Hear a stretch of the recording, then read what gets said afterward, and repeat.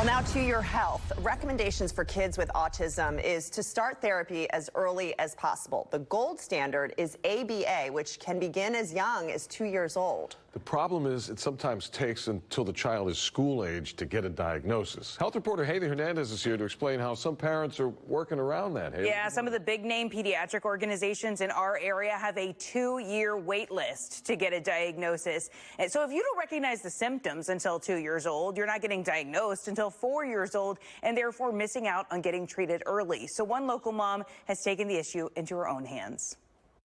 We noticed that she's not talking. She was not comfortable with her peers. Aisha Shaquille was 18 months old when her family had suspicions she might have autism, but her diagnosis didn't come until 3.5 years old. The evidence-based therapy for autism is ABA. Insurance will not cover it unless you have an official formal evaluation and diagnosis. The Shaquilles decided to start paying a monthly membership at Pediatric Pod Concierge Pediatrics. This style of medicine is attractive for some families because they get same-day and longer appointments, which is helpful for kids like Aisha, who doesn't speak much.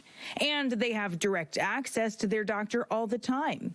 Dr. Aida Khanum got certified to diagnose her patients with autism when she noticed the growing need for evaluations. We know early interventions have way better outcomes. And then past the initial diagnosis, Shaquille says this is helpful for Aisha because they can come back for reevaluations. For autism, we need every 3 years reevaluation. So if you're not thinking about it maybe a year in advance, you might still not get an appointment in time to get the reevaluation.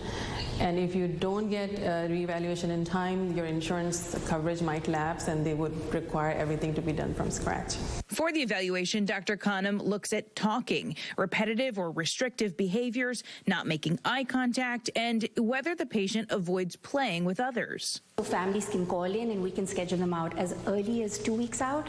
We do not take insurance, so it is out of network, but that's where, that kind of getting them to jump the line, as you might say, or sort of, fast tracking them in. Aisha is 12 now, and with years of proper evaluations and ABA therapy, she's become more self-sufficient. She's now able to feed herself after that long of an ABA, so her delays were pretty significant, and the ABA, long-term ABA has helped.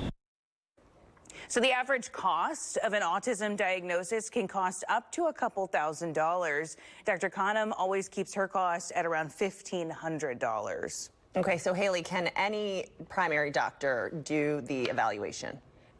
Yes, if they have the right certification, and there are other physician groups in our area who can do this. So you might also be paying out of pocket for them, but you can kind of jump the line a little bit and get a diagnosis faster. So if your goal is to get an evaluation right now, call around, find out if somebody in your area, besides just like the big name hospitals, are doing this kind of evaluation. You might be surprised. Check it out, see what's available. Just don't stay on that wait list. Yeah, anything's better than waiting, right? Right. Yeah, I mean, I think when parents have their suspicions, then they start panicking to get the diagnosis as soon as possible.